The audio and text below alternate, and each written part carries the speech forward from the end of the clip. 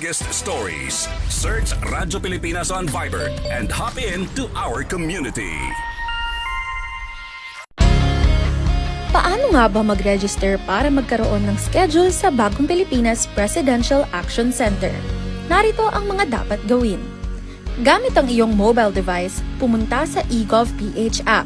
Pwede itong i-download mula sa Apple App Store o sa Google Play Store. Gumawa ng account. Ilagay ang email address, valid mobile number, pagkatapos ay makakatanggap ka ng one-time code sa iyong email. Gamitin ang code sa eGov app para sa verification ng iyong account at ng mga impormasyong ibinigay. Congratulations! Meron ka ng eGov.ph app account. Pwede mo na ma-access ang iba't ibang serbisyo ng gobyerno kabilang ang mga serbisyo sa Bagong Pilipinas Presidential Action Center.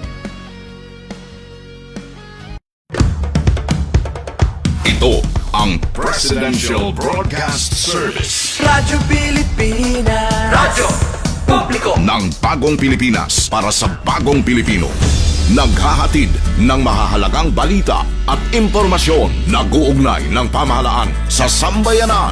Tulay sa himpapawid ng serbisyo publiko. Radyo Pilipinas. Radyo Publiko. Ang boses ng Pangulo.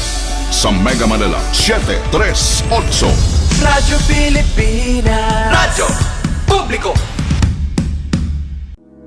Tahanan ng OFW. Handog ng Department of Migrant Workers at Radyo Pilipinas. Radyo Publiko. Programang maghahatid ng impormasyon sa mga polisiya, programa at mga hakbang ng DMW para sa kapakanan ng ating mga OFWs at kanilang pamilya. Tahanan ng OFW. Programang hatid ay agarang serbisyo publiko para sa bagong bayani ng bayan, para sa bagong Pilipinas. Tahanan ng OFW ng Department of Migrant Workers. Dito sa Radyo Pilipinas. Radyo Publiko. Magandang araw po sa inyong lahat, lalo na po sa ating mga minamahal na OFWs at sa inyo pong mga pamilya. Mula po sa tahanan ng OFWs, ako po ang inyong lingkod, Secretary Hans Leo Cacdac, na nag-aanyaya sa inyong tumutok sa ating programa, ang Tahanan ng OFW.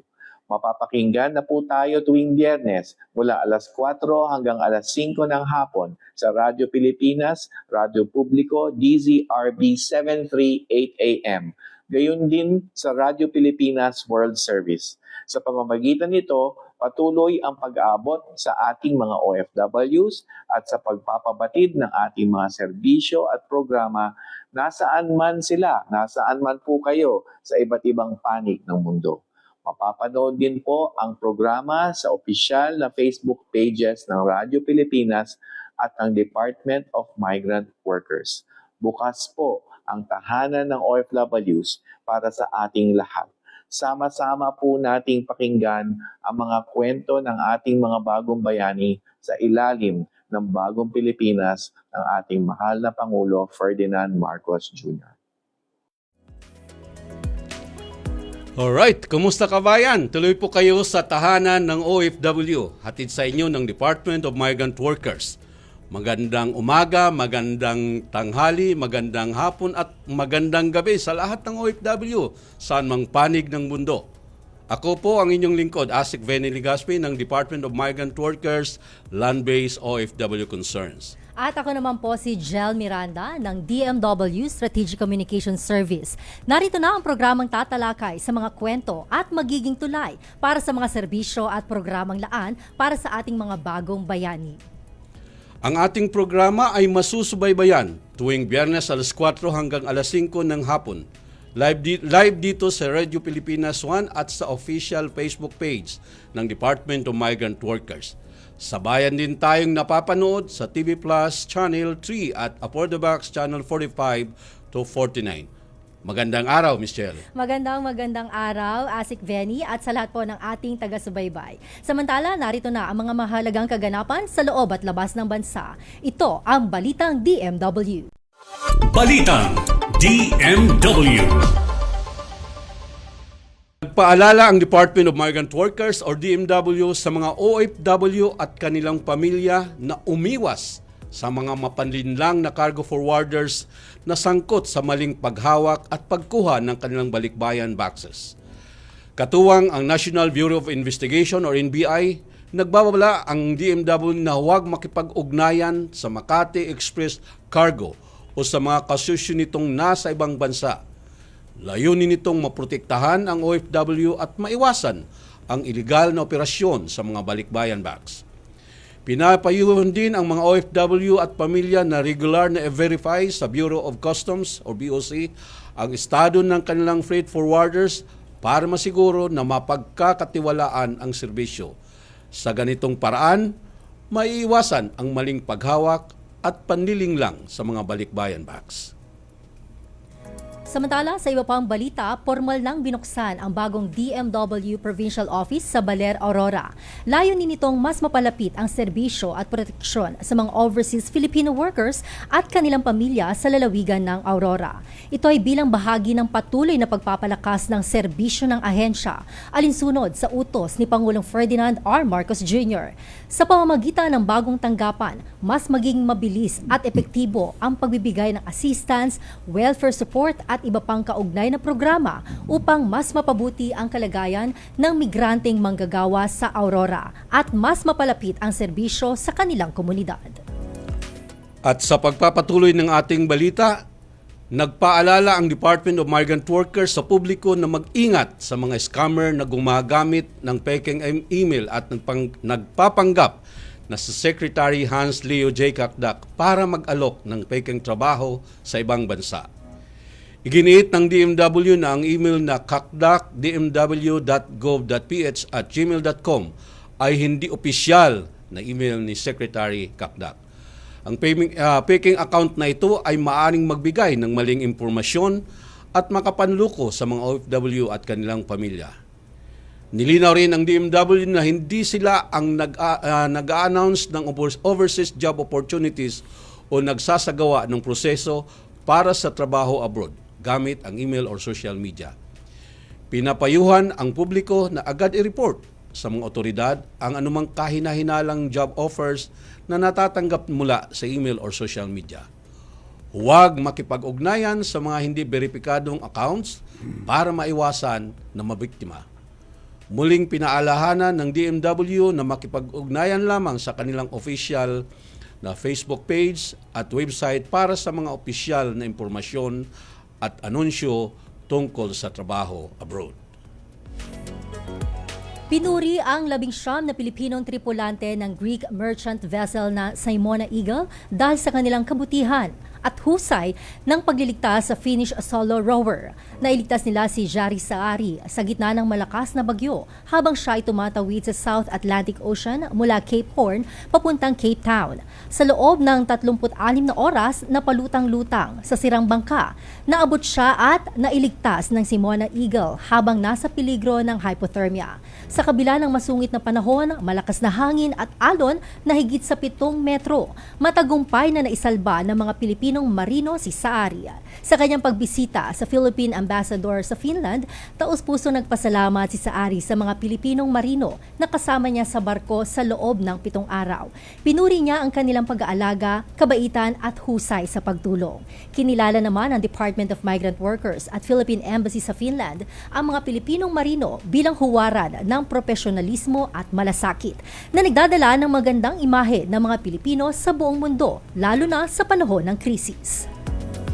At yan po ang mga balita sa linggong ito. Dumako tayo sa Kaagapay Mo sa DMW. Kaagapay mo sa DMW. Ngayong araw, tatalakayin natin kung paano nakatulong ang pagkakatatag ng OFW Hospital sa pagpapabuti ng serbisyong pangkalusugan para sa overseas Filipino workers at kanilang mga pamilya sa Pilipinas. Yes, Asay, kasama po natin ngayong araw dito sa ating Kaagapay Mo sa DMW segment. Walang iba, Dr. Servando Serio, DC Simangan Jr., Medical Center Chief ng OFW Hospital. Magandang araw, Doc Serge. Magandang araw rin sa inyong lahat, sa lahat ng nakikinig. Magandang araw. Yes, Asek. Miss Chel, nakita ko maano sa si Dr. Serge. Oo. SSS, Serio Servando Simangan. Oh, para SSS. Gamit na gamit natin Gamit yan. na gamit eh. Doc, siguro tanongin, saan po ba galing ang mga simangan? Anong Kami probinsya? po ay tubong Cagayan Valley. Cagayan Opo. po. Although maaga pa lang, lumipat na kami ng Manila, yes, nandun pa yung mga ninuno namin. Oo, Sa pero marunong ka Cagayan. na mag-Ilocano. Yes, definitely. Oo, Ibanag yan. pa nga. Ibanag. Ibanag, Oo, yes, iba rin ang Ibanag eh, Yeah, di ba? yes, Batiin mo sila, sir. Baka kaya mo pa magmagandang hapon. Nakasta nga agaw nyo ngamin. Ayo. Musta kayo dyan? Alright, Cagayan. alright. Doon kasi sa Miss Jill, sa natin, sa page ng OFW Hospital, may after ng apelyido niya, may mga kasunod na mga litra. Of course, junior, natin ibig sabihin GR, di ba? Yes. Then MD. Pero yung isa doon, yung JD, ano po JD. ba yun? Nakatapos po ako nung kursong abogado kasi Ah. yung panahon na Juris Doctor niya. Doctor. Juris Sir. Doctor. Juris So, Doctor. hindi po kayo lisensyadong... Hindi pa attorney, Hindi yes. pa attorney. Yes. Pero ang Doc muna. hirap kaya. Doc attorney later on. Tapos, mayroon pang Dami. Yun po ay Ano po ba yun? organisasyon ho kasi namin bilang siruhano. Ako ho kasi ay transplant and vascular surgeon. So, anong ibig yung mga sabihin po nun? Opo, FPSC? yung mga society na yon ay fellow, membro bale ng Philippine Society for Transplant Surgeons. So, So, transplant surgery ibig sabihin, po. kung gusto kong magpapalit ng mukha na mas pogi, pwede yun, di ba? Yun ang ginagawa ng mga sirohano. Kidney lang po. eh. Kidney lang po. Kidney. Kidney. Kidney lang po ako. Gwapo kasi. Gusto mo pa mas gwapo. Mas gwapo. So matagal ng doctor si Doc Serge. Opo, nag-start ako mag-training noong 1991. So natapos nung 1999 and then from then on, yun na po yung ginagawa nyo. Mag-transplant, gumawa ng pang-dialysis. Yeah, yun talagang dumadami ng dumadami. Ayun. Yung nagda-dialysis. Yes. Oo. So for 33 years, that's what I had been doing. So nasa National Kidney Institute Dati. ka before Opo. ka napunta Before ng ako pumunta OFW ng Hospital. OFW. Opo. Alright. So pag-usapan natin ng OFW Hospital. Yes po. Paano po ba nakatulong ang pagkakatatag ng OFW Hospital sa pagpapabuti ng serbisyong pangkalusugan para sa mga OFWs at kanilang mga pamilya sa Pilipinas, Doc? Very, very definite po yung naitutulong niya. We know that the DMW, the OWA, and all its agencies have extended practically all the kinds of services that can be extended to the OFWs in recognition to their tremendous benefit they gave to the Philippines.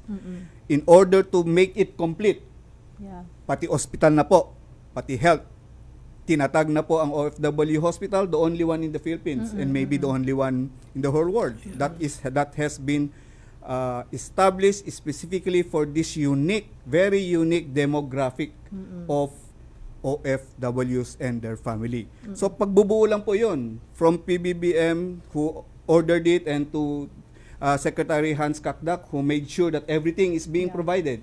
Last is the health. And when we say health, practically everything. Yes. From mental, psychological, emotional, and the physical. So nandun na lahat, di ba? Nandun na lahat. Oo. That's what they are doing. Maaari Asik, Venny and Doc Serge na nagtataka. Of course, DMW, iba't ibang serbisyo talagang direktang pinagkakaloob sa ating mga kababayang OFW. But hospital, parang hindi ba ito parang iba sa regular na serbisyong binibigay ng DMW? Tama po, iba po. Yes, kakaiba po siya. Oo. Nakapagtataka, nasa ilalim ng DMW. Yeah. Dapat po nasa DOH. Pero hindi po Kasi kaya nga nakatutok kami sa OFW as a unique demographic. Yes. So obviously hindi lang kasama ang health. Of course. Kasama ang health dapat sa mga serbisyong ibibigay ng DMW to complete everything. So this Para is our nandun na lahat. Yes. Fourth year po ba? Tama? Fourth Ng year, OFW 2022 Hospital. po na established. Oo. Yes, And then ikaw po, bago as a medical chief, a kailan little ka more than napasok? 1 month.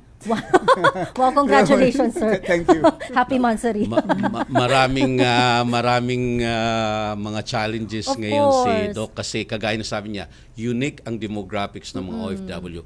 Kasi Doc, dati po akong OFW for 29 years sa Saudi. Karamihan po ng mga kaibigan ko na mauwi dito, siguro may mga sila sa kidney, yung nagpapadialysis. I know, dati po kayo hippie sa National Kidney, in KTI, bago po kayo pumunta sa OFW Hospital. Ano po ba ang, siguro na rin to, information Yes, natin sa Ate. mga OFW natin doon sa ibang bansa, lalo na sa Middle East. Ano po ba ang numero unong dahilan o cause ng pagkakaroon ng problema sa bato? First, ganito kasi, ang ating OFW masyadong tutok magtrabaho. Napabayaan nila sarili nila. Hindi nila iniisip sarili na eh. Una muna pasyente. Una muna pamilya. So, kayod. Nakalimutan, napabayaan, inadult. Hindi pinansin. Yeah. Karamihan. So, bumabalik sila, heart. Problem. Kidney problem is one of them. Yeah. Sometimes even cancer. Okay. So, yun yung mga top 3 na nagkakaproblema. Dahil nga, hindi nila pinapansin yung kahit may konti na silang ramdaman, wala yan. Kayod pa. May papadala pa eh. Di ba? So, yun hanggang nakalimutan na and then hanggang sumuko na sa kapalangan. And doon pumapasok ang OFW Hospital. Kasi hanggang doon dapat ang aming serbisyo. Yes. Hanggang Which is- pagkatapos, hanggang hindi na sila pwedeng mag-contribute, sila naman ang tutulong. Which is precisely the reason na bakit mayroon tayong OFW. Yes, oo. Para nga doon sa pagbigay ng serbisyo sa mga OFW, hindi lang sa ibang bagay pero lalo na yung Of course, yes. pangkalusugan. Importante yun, di ba? Kung wala kang malusog na pangangatawan, hindi ka magiging productive, hindi ka magiging matagumpay sa iyong trabaho, di ba? Yun yung puhunan mo di ba? Yung katawan mo. correct. Pero generally, nung nagsisimula pong OFW Hospital, ano ba yung mga challenges and ano yung paano natin nalagpasan yun in the past years? We started from zero. Just 4 years old. We are still in the process of completing all the services that may be available. So many has to be provided by a hospital. We have the idea na pag-hospital, okay na. Pero hindi actually. When you go down to the nitty-gritty, there are thousands of things that you have to take care of in order to be able to become a complete hospital. So we are already proud that from zero, level 1, we're already level 2. So that means we can cater to practically all of the services that's needed. And as far as Secretary Kakdak has told us, even if we don't have that, we will do something in order to provide it.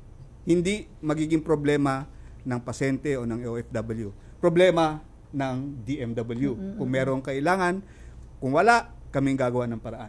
So, libre. Yes, and Libre that's the lahat. last thing that I'm going to say. All free.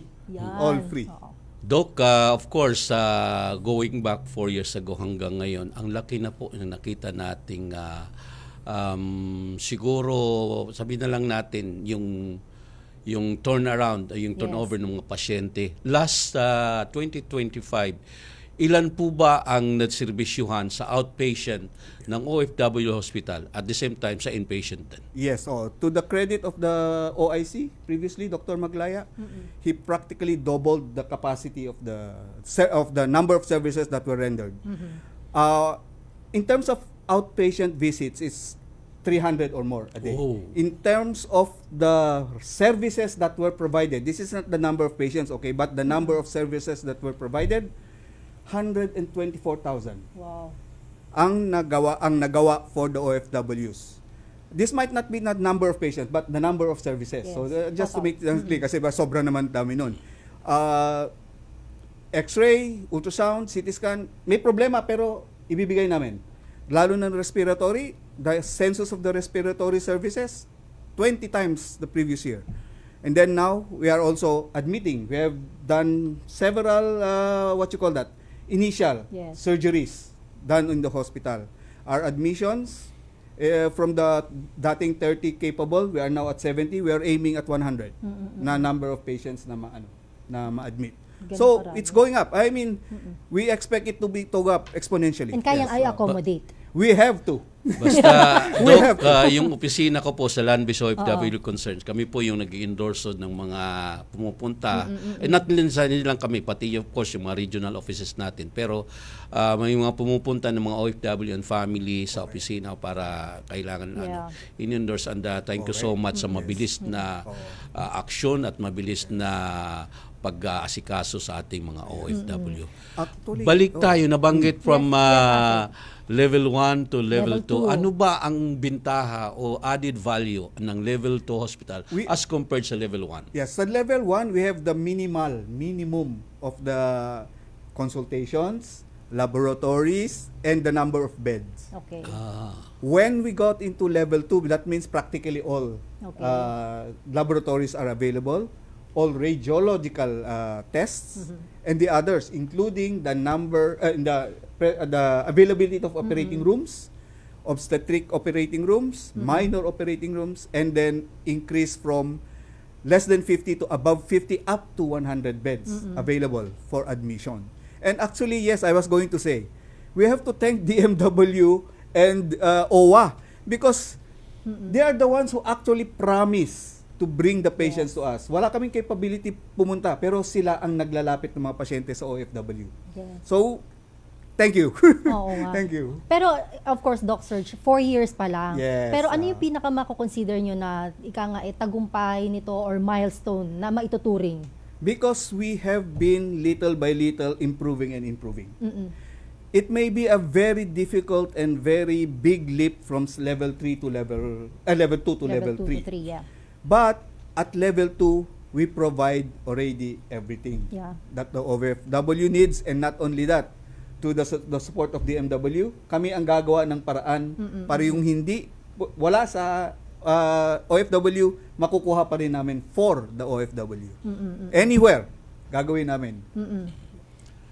Doc, lately kasi mayroon tayong mga, of course, mga MOA doon sa mga Yes. ibang hospital.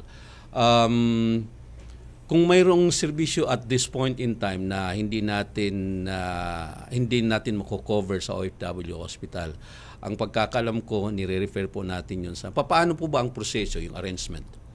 We have, as you said, already a MOA from the kalapit na hospital. JB JB Lingat. Lingat Yes. is the biggest one.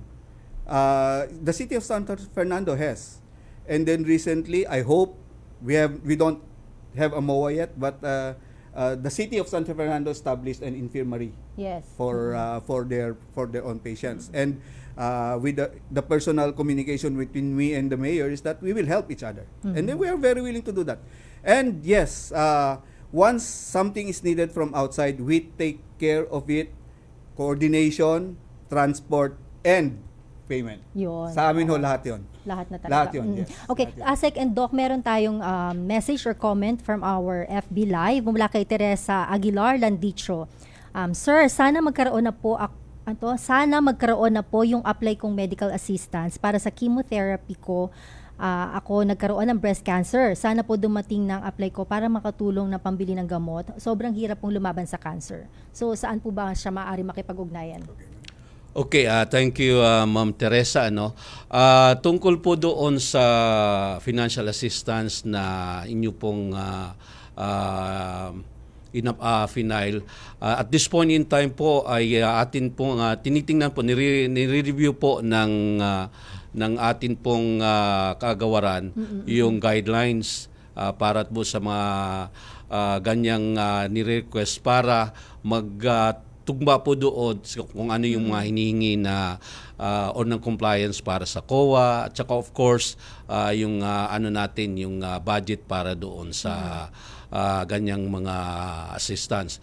But rest assured po na yung mga ganyan ay tinututukan po natin at once na ilabas na po yung guidelines at naayos na, ma-advise po kung sino man, like si Mr. Teresa, kung kailan po yun available at kung kailan po magsisimula yung gamutan. Ayun, okay. So, Ito naman, Asek, sabi ni Edgar Rabanillo, paano po kung hospital to hospital ang charging? Kasi ang pasyente ay mula sa ibang lalawigan, maliban sa Pampanga, pwede po ba yun?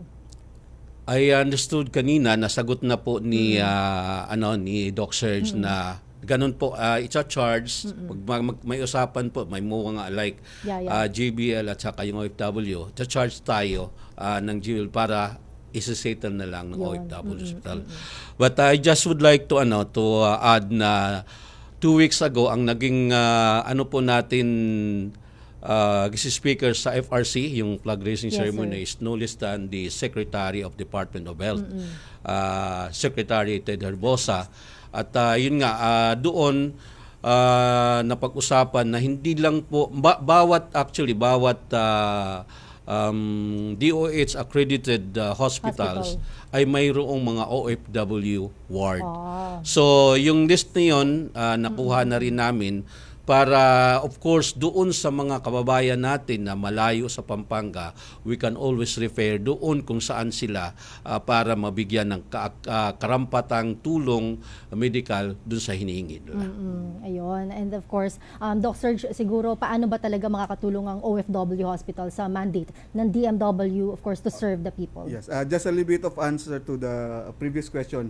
Galing daw kasi siya sa ibang hindi Lalawigan. sa Oh, hindi yes, sa sir. Pampanga. So you just answered. Asek already answered na he can go to any DOH regional hospital, may OFW wing or beds na available na pwede siyang mag-acquire.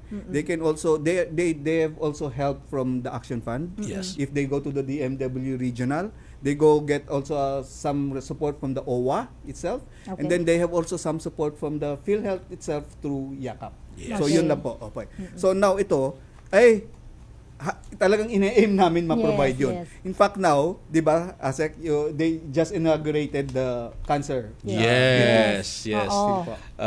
Maganda po yung actually yung cancer hindi naman ano talaga yun doon sa OFW Hospital at ongoing po ang construction.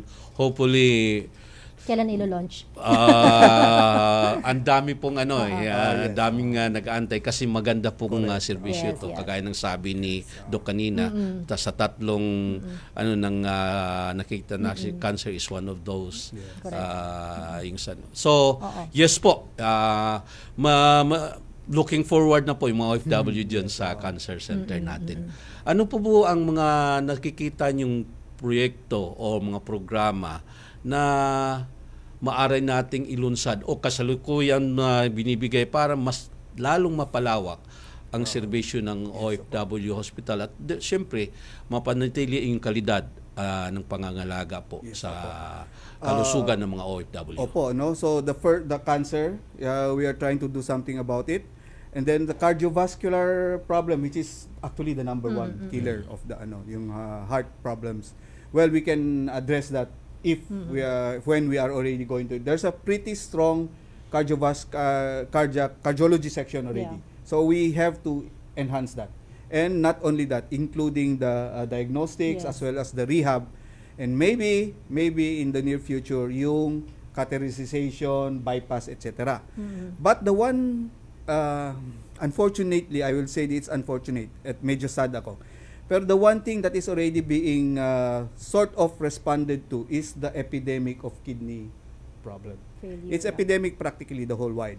Pandemic na nga eh. Sa dami ng nagdadialysis. Luckily, a dialysis center is being established already, not by OFW for now, but by the province of Pampanga. It's a fairly big one.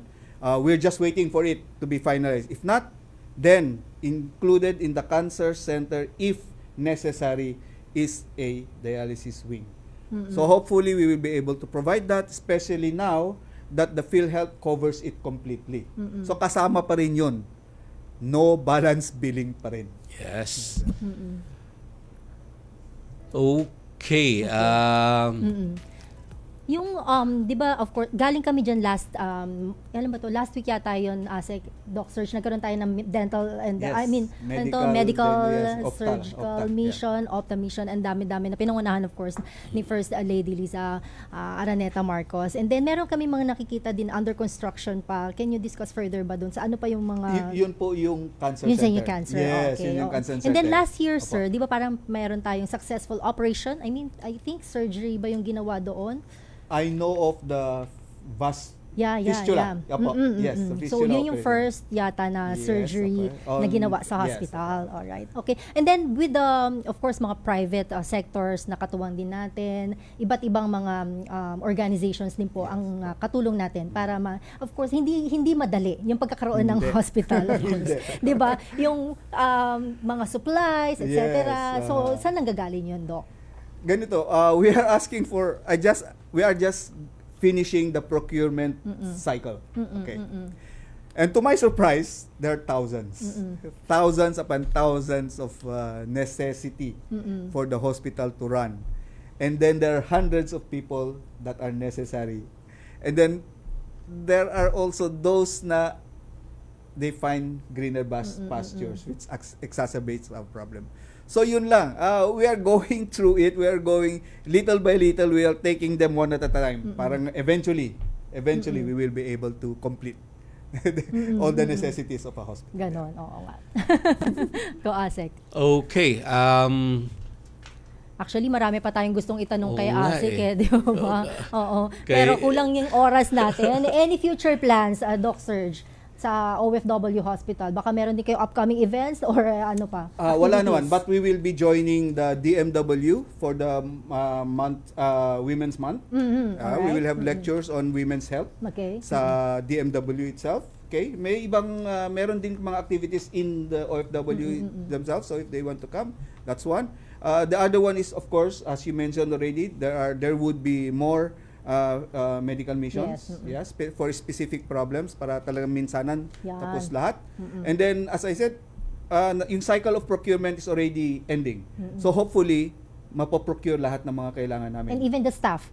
Enough staff. Including the staff. Yeah, we've been requesting that. Which is, yun yung gusto kong itanong, Oo. Michelle. Internal capacity. Kasi alam natin na hindi tumitigil sa pag-aaral, pagdating ng mga seminars, yung mga nurses natin, mga doctors. Constant ba yung may mga pinapadala tayo para sa mga Definitely. trainings, sa mga ano natin? We never stop. We never stop. Attendance in conventions, Yes. training programs. Sometimes, in order to see it, we got what we call benchmarking, so that we be able to see what we need, and then we'll do it in the hospital. Yes. Kung kailangan. Alright. Okay, sa kagaya ng sabi ni Michelle, hindi tayo maraming mga katanungan pero siguro sa next round na lang. time. Okay. Opo. Of course, maraming salamat Dr. Serge sa pagkakataon na ibinigay mo, at least na iparating natin sa ating mga tagapakinig at mga OFW at pamilya kung ano ba itong OFW Hospital at ano ba ang may tutulong nito sa amin. So, bago natin tapusin, baka mayroon po kayong gustong ibigay na mensahe sa ating mga nanonood. Actually, very short lang. OFW, pati pamilya mo, may ospital kayo, punta lang kayo sa amin. Alright. May tahanan. Alright, may tahanan na nandoon malulusog ang mga nasa loob. Alright, once again, maraming salamat, Doc Serge Servando Serio, DC Simangan Jr., ang Medical Center Chief po ng OFW Hospital. Maraming salamat, sir. Kabayan, manatili nakatutok, magbabalik agad ang tahanan ng OFW.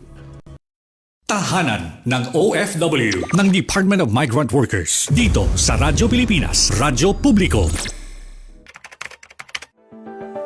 This is only the beginning. Ito, dissertation lamang ito, kagaya ng mga ginagawa natin sa ibang lugar. This is not going to be one time. We will keep doing this until we have the more long-term solutions. At hopefully, on the road, we design everything properly. Di na natin kailangan paulit-ulit ng binabalik-balikan. Tinaasan natin na mahigit 34 na bilyong piso ang ating LGSF para sa 2026. Mula sa LGSF, mamamahagi tayo na bigas sa higit 5 milyong pamilyang Pilipino. Popondohin din natin ang pagtatayo ng mga ospital at health station. Susuportahin din natin ang pagsasagawa ng farm-to-market road at local road network upang bumaba ang presyo ng mga bilihin at tumaas naman ang kita ng mga nagsasaka.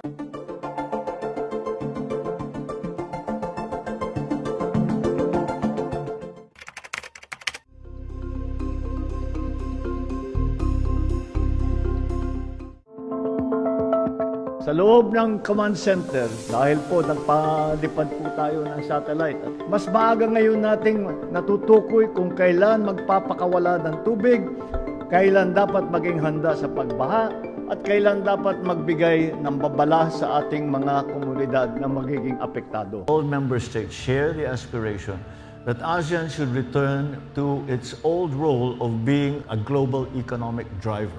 If we could develop that intra-trade within ASEAN, I think that would serve a great purpose.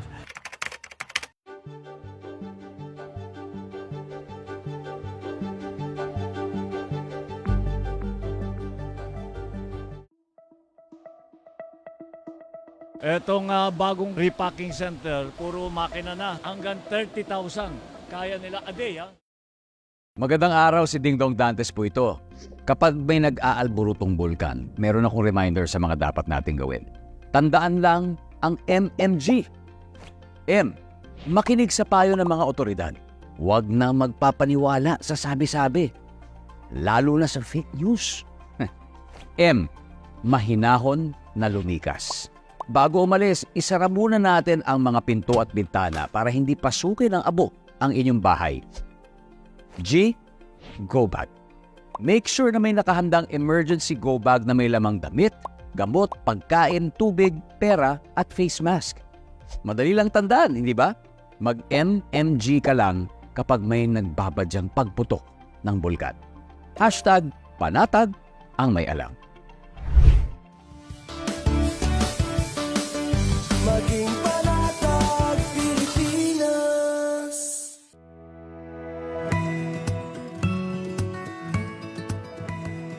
Sa isang bagong Pilipinas, hindi dapat makamba ang pamilyang Pilipino sa mga bayarin sa ospital.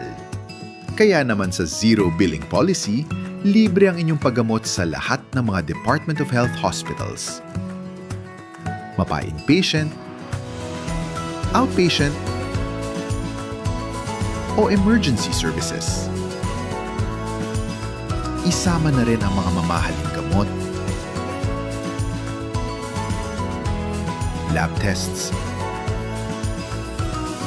therapy, at marami pang iba. Libre ang inyong paggamot. Ang pangangalaga sa kalusugan ng mamamayan ay ang ating pangunahing tungkulin dahil ang serbisyong medikal ay karapatan at hindi dagdag pasanin.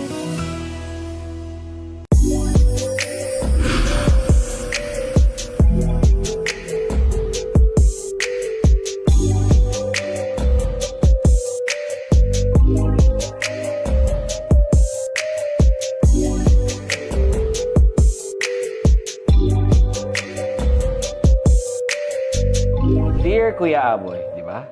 Hello po, Yusek. Ako po si Gino, 32 years old, single and ready to mingle. Ay hindi, ready to settle down. Financially, ready na rin naman ako. Ang problema nga lang ay wala pa akong pakakasalan. Pero 3 months ago, meron ako nakilalang babae sa isang dating app, si Vina. Base sa profile niya, 27 years old na siya at isang freelancer. Never kami nag-meet. Pero kahit sa pictures ko lang siya nakita, alam ko, siya na ang the one. Kapag may gusto siyang kainin, papadeliver kagad ako. Nung nag-request siya na padalang ko siya ng budget para sa kanilang bakasyong magkakaibigan, nagpadala ako ng 10,000 dahil gusto kong mag-enjoy siya dahil pagod na daw siya sa pagtatrabaho. Pero ni isang beses, hindi man lang siya nag-update. After 1 week, hindi ko na nakakausap si Vina. Problemado pala siya at naghahanap ng trabaho para sa tuition fee ng kapatid niya. Nag-insist ako na tumulong. Hiningi ko ang bank details ng school para mabayaran ko ito. Pero nag-insist si Vina na sa kanya ko lang daw ito ipadala. Dahil may tiwala naman ako, nagpadala naman ako ng 25,000 pesos. Pero pagkatapos nun, hindi na ulit nagparamdam si Vina. Akala ko ghosted lang ako. Yun pala, hindi talaga siya nag-i-exist. Buti na lang, tumawag ako sa hotline ng CICC kaya nakapag-report kaagad ako. Ang bilis pala talaga umaksyon ng CICC. You're the best. Siyempre naman. So, ano ang lesson learned natin? Huwag magpapadala sa kwento-kwento dahil paraan lang ito ng mga scammer para makuha ang gusto nila. Tandaan, utang kang pairanin, bagong puso. Ikaw, meron ka rin bang kaparehas na karanasan? Magtulungan tayo. Send lang ito sa official Facebook ng CICC. Tandaan, 24/7 pa rin ang hotline 1326 ngayong 2026. Abay lang po.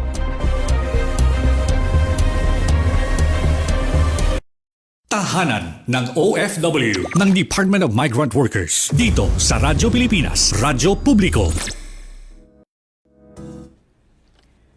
Nagbabalik po tayo sa ating programa, ang tahanan ng OFW sa ating Wanna Know. Alam niyo ba na ang OFW Hospital sa San Fernando City, Pampanga ang kaisa-isahang pagamutan na eksklusibong nakatutok para sa paghahatid ng serbisyong medikal sa mga migranteng manggagawa at kanilang pamilya.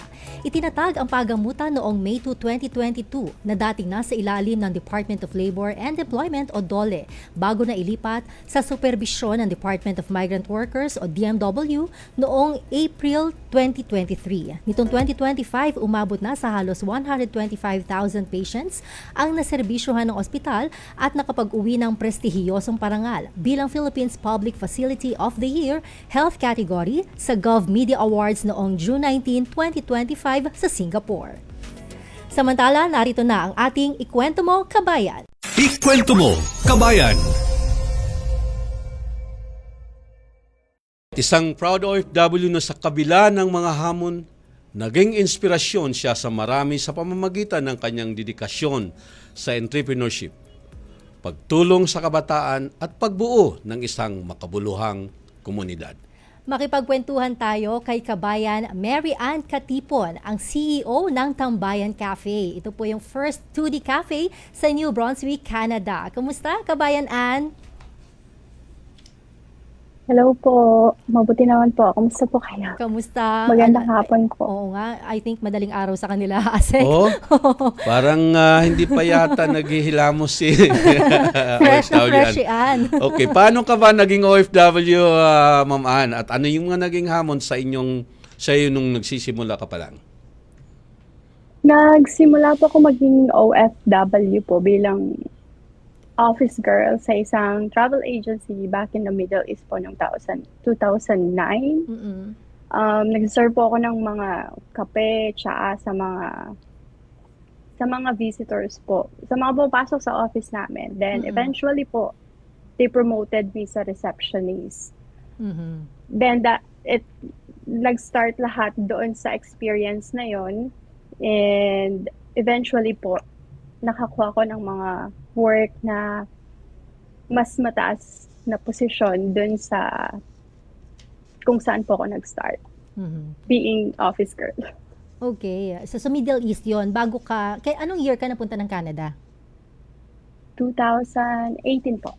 2018. Or 2019, sorry. Okay. Pero taga saan ka dito sa Pilipinas, Ann? Taga Quezon City po, sa Baysa.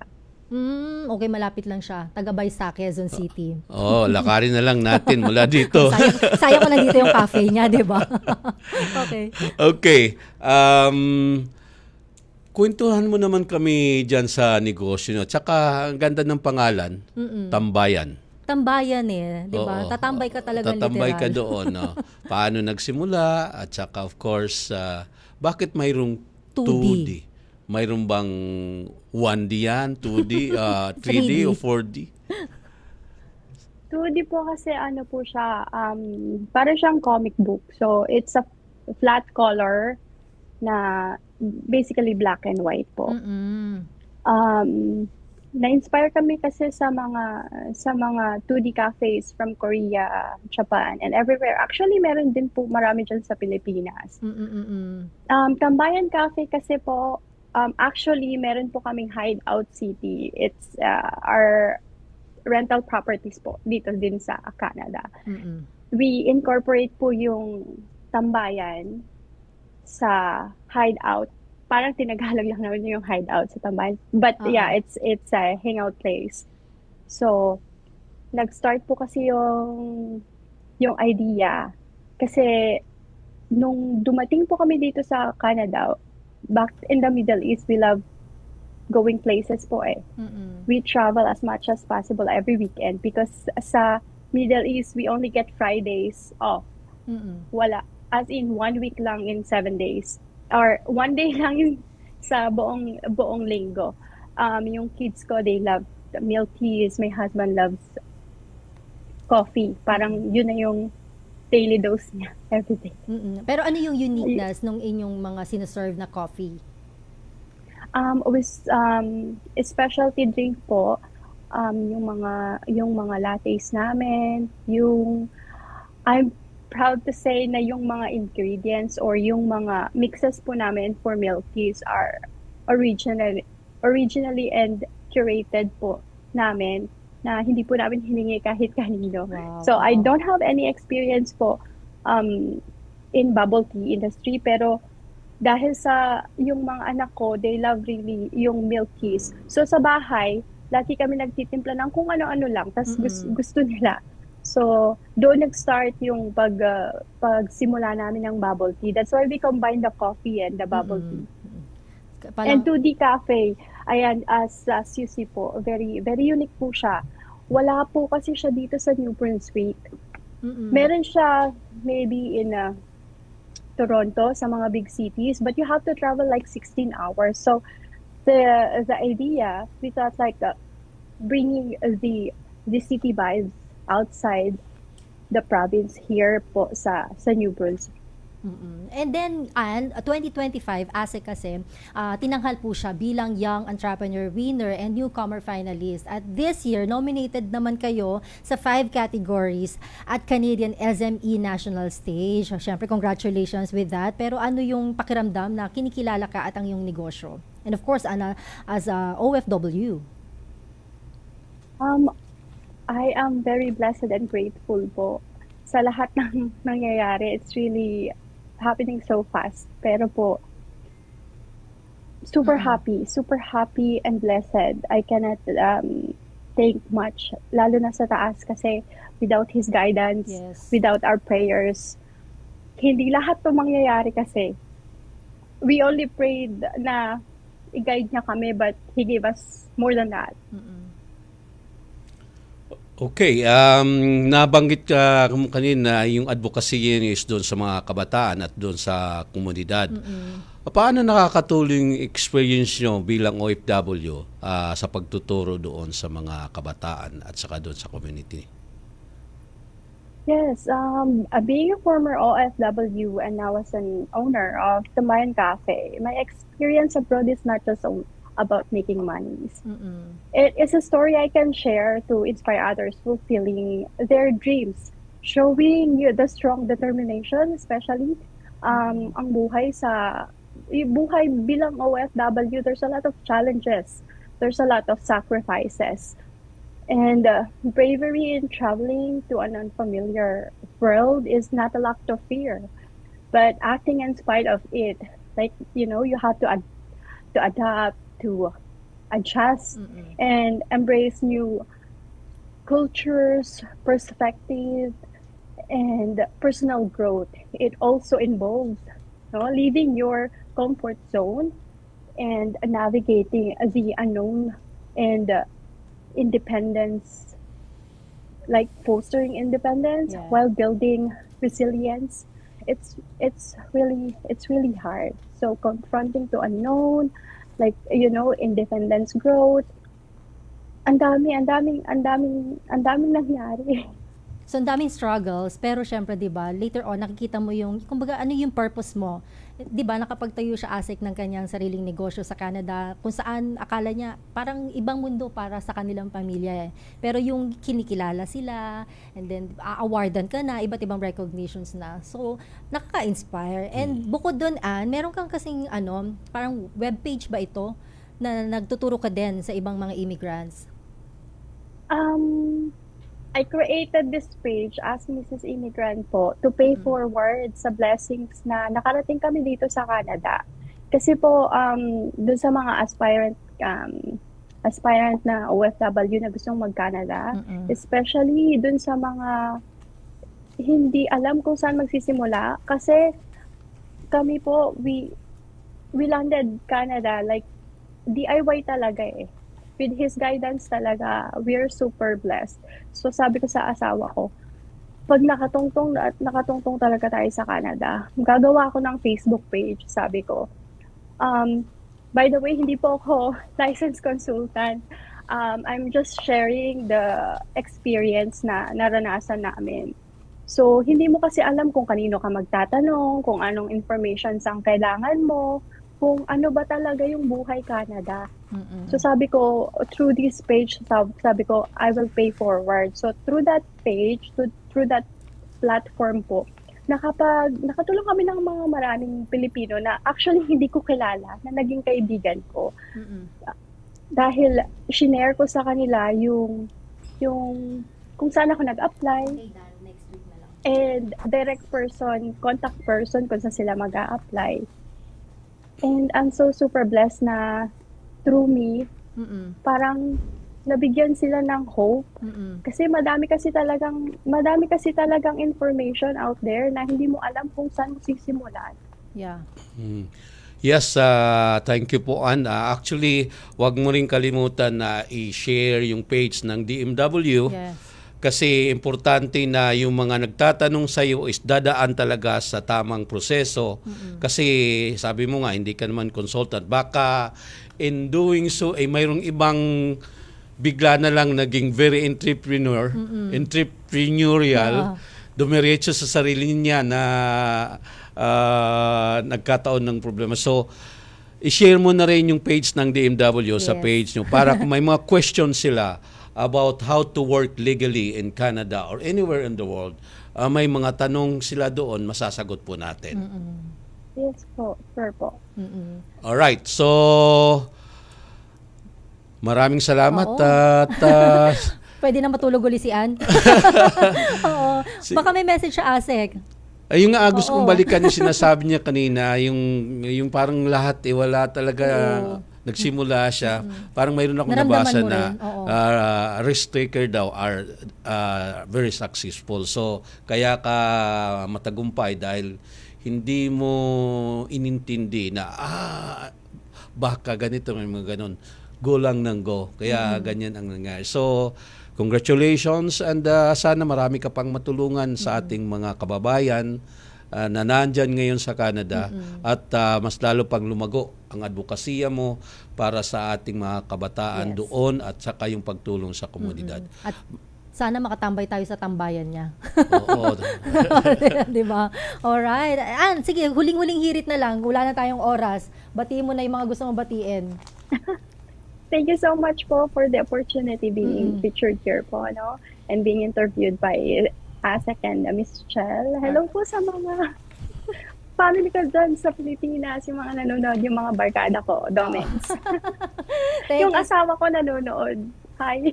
Hi lang. Alright. Thank you so much. Maraming salamat and good luck. Of course, congratulations sa different recognitions. Mga kaibigan, nakasama po natin, Mary Ann Katipon, ang CEO ng Tambayan Cafe, dyan po sa Canada. Maraming salamat. Okay, so announcement po, inaaniyahan namin ang lahat ng kababaihan na may pangarap na magtagumpay sa negosyo na makilahok sa Likhang Kababaihan 2026 Business Plan Competition. Huwag palampasin ang pagkakataon na makakuha ng suporta, mentorship at posibleng pagkilala sa larangan ng negosyo. Narito po ang full mechanics ng Likha Business Plan Competition. The Likha Business Plan Competition is where the creativity and brilliance of women OFW shine. Applicants must submit their entries through the Likha online portal via the QR code posted on the NRCO Facebook page. Deadline of submission is tomorrow, February 28, 2026. At para sa mga mahalagang anunsyo, komento o iba pang serbisyo, maaari ninyong makontak ang DMW sa mga opisyal na website, email address, social media channels at hotline numbers na makikita ninyo sa screen. Amin pong pinahahalagahan ang inyong mga feedback para higit namin kayong mapaglingkuran. At yan po ang naging kabuuan ng ating programa. Muli niyo po kami samahan sa susunod na Biyernes, alas 4 hanggang alas 5 ng hapon. Mula sa DMW Strategic Communication Service, ako po si Jel Miranda. At ako naman ang inyong lingkod, ASEC Venny Ligaspi ng Land-Based OFW Concerns, patuloy na maghatid ng makabuluhang talakayan para sa ating mga bagong bayaning OFWs. Ito ang tahanan ng OFW. Tahanan ng OFW ng Department of Migrant Workers dito sa Radyo Pilipinas, Radyo Publiko. Good news!